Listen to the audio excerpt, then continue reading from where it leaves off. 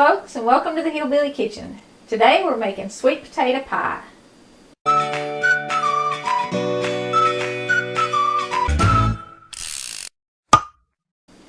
Now, sweet potato pie dates all the way back to the 1600s, and there's probably a million varieties of it.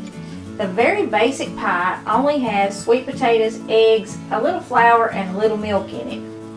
Modern varieties, of course, have sugar added, and if an older variety was sweetened, it was probably sweetened with something natural, honey, maybe some molasses. It would not have had sugar in it.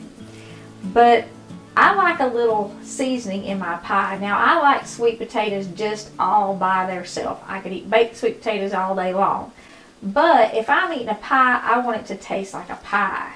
So what we're doing today is we're using basically pumpkin pie seasoning in our sweet potato pie, which is kind of our favorite fall spices. And sweet potato pie is a traditional Thanksgiving thing, even though it's eaten at other times of the year.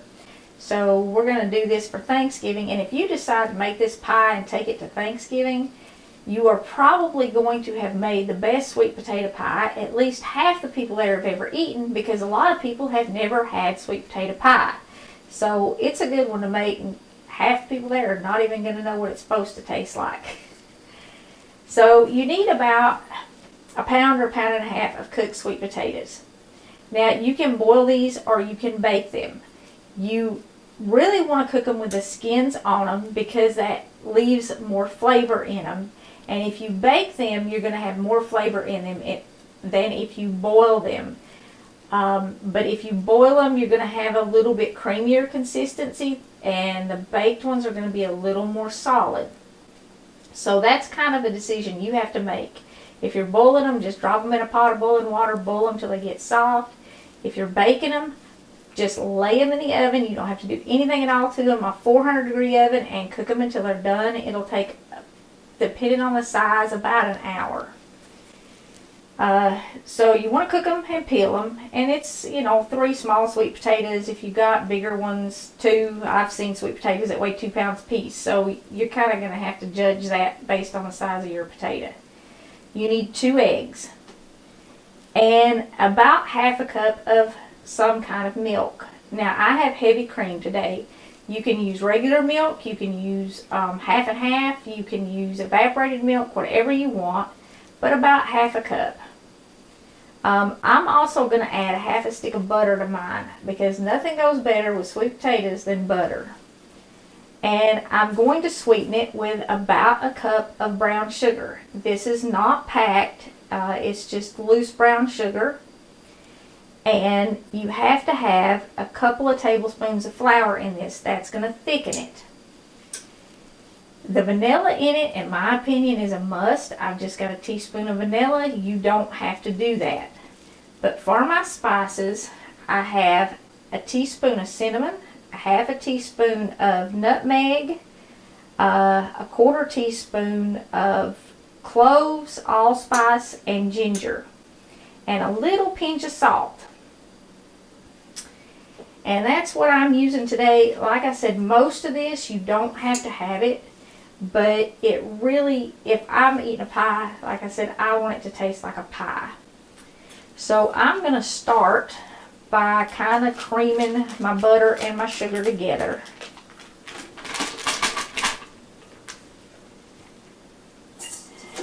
And I'm going to go ahead and add my spices and my flour into that.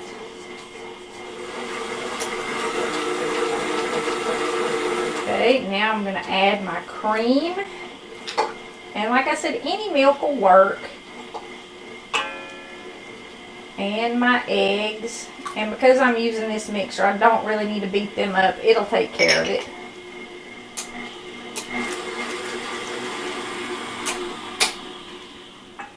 I'm going to go ahead and dump in my vanilla and scrape the sides of my bowl and beat it just a little bit before I put my potatoes in. And you can mix this with just by hand. It's not really that hard to mix.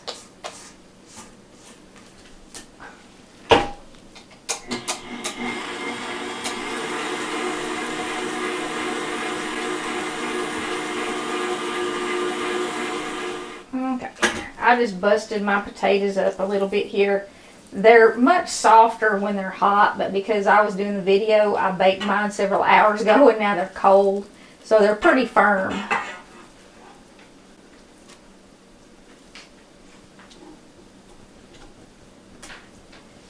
Okay, now I'm just going to mix my potatoes in the rest of my pie filling there.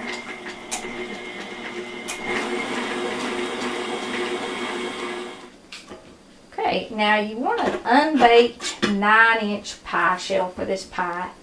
And this is the butter crust that I use for everything. I'll put a link to it in the description of this video.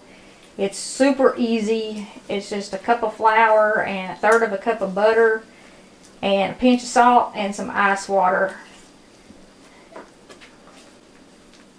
It just makes everything taste better. And you just dump your pie filling in here. And you can see this is a little thicker than like a pumpkin pie is. A pumpkin pie pretty much pours.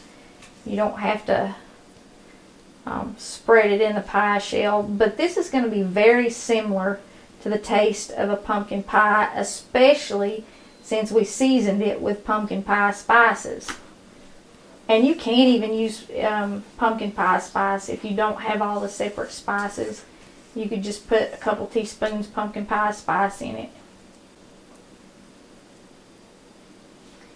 And that's all there is to making it. Pretty simple. Now to bake this, we're going to start it in a 415 degree oven for about 15 minutes. Then we're going to turn the oven down to 350 and we're going to bake it for up to an additional 50 minutes until it's set firmly and it will be slightly brown on top. You can stick a knife in it and it should come out clean, or a toothpick or whatever. So let's take this to the oven.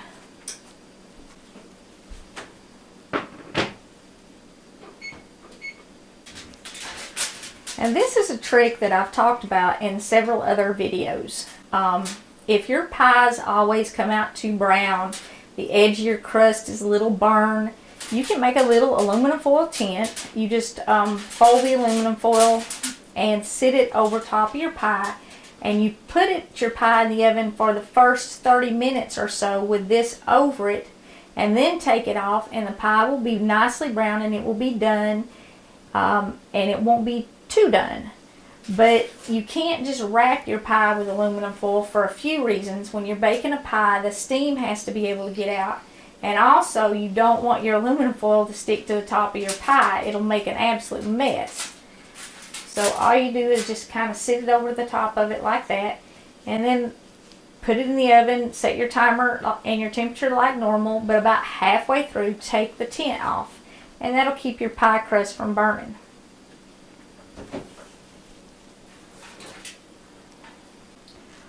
While we're waiting on this pie to come out of the oven, I want to mention something to y'all. A lot of you have been commenting on the short videos that we're putting up, the ones with the recipe only, and it'll say quick version. That's not the only video that's up. Whenever you see that, the video that was put up right before it is the long video, like this one, where I explain the recipe and I talk and stuff. We're not going to do away with these videos. We thought that the quick version with the recipe only would maybe help out people that were in a hurry, didn't have time necessarily to watch a 30-minute video to get the recipe or the ingredient list or something. Though it's for those people that don't have time to sit down and watch the whole video, or maybe after you watch the whole video you just kind of want to look back at it and get the ingredients and basically how to put it together without having to watch the whole video again. That's what that is. We're not doing away with these. If you see one of those and you didn't see the long version, I'm putting the long version video in the description. There'll be a link. You can click on the description of the video and then click on that link and it will take you to the long version where I spend however long talking and explaining all the recipes. So, like I said, we're not doing away with our long recipes or our long videos. They're there. If you're missing them, check in the description box and you can go back and watch the long video. And if it confused anybody, I'm sorry. I was going to say something about it in the last video and I totally forgot it, and Brett had the idea before I could tell people that we were going to be doing it. He started uploading the short ones, and some people really seem to like them because they don't have time to watch the whole video, or they just want to go back and get the recipe. So that's why we're doing that. Like I said, we're not doing away with this. It's just to save people some time. Okay, in about an hour, your pie will look like this. It will rise up a little bit, just like a pumpkin pie or any other kind of pie that has egg in it, which is basically a custard-based pie. Now, this is going to shrink back down. It should have some cracks in the top like this has. The crust should be brown around the edge, and you can tell the crust is not overbaked because I used that tint. And also the top of the pie is not overdone, but it is brown. But you know it's done when it rises up even all the way around and in the middle. The middle will be the last part to kind of fill in. And once the middle is kind of level with the sides, your pie is done. You can pretty much figure it. You don't have to test anything or anything like that. And also the pie cracking around the edges is a pretty good indication that it's done or close to done. Well, since it is so close to Thanksgiving, I want to leave y'all with a little piece of scripture that is really good for this time of year, or any time of year. Maybe this will help get you into the mood instead of running around and shopping and trying to get everything baked. Maybe sit around and think about this for a little while. Enter into his gates with thanksgiving and into his courts with praise. Be thankful to him and bless his name. The Lord is good, his mercy everlasting, and his truth endureth for all generations. So when you get a little too busy trying to get everything done, that'll give you something to think about and something to be grateful for. And this Thanksgiving, when you're counting your blessings, don't forget to thank God for his Son and for your salvation. Thank you so much for joining us in the Hillbilly Kitchen. I hope you give this sweet potato pie a try. Like I said, it'll be, at least half the people there, it'll be the best sweet potato pie they ever ate because they probably have never had it. Don't forget to click like and subscribe before you leave. And until next time, remember to put God first.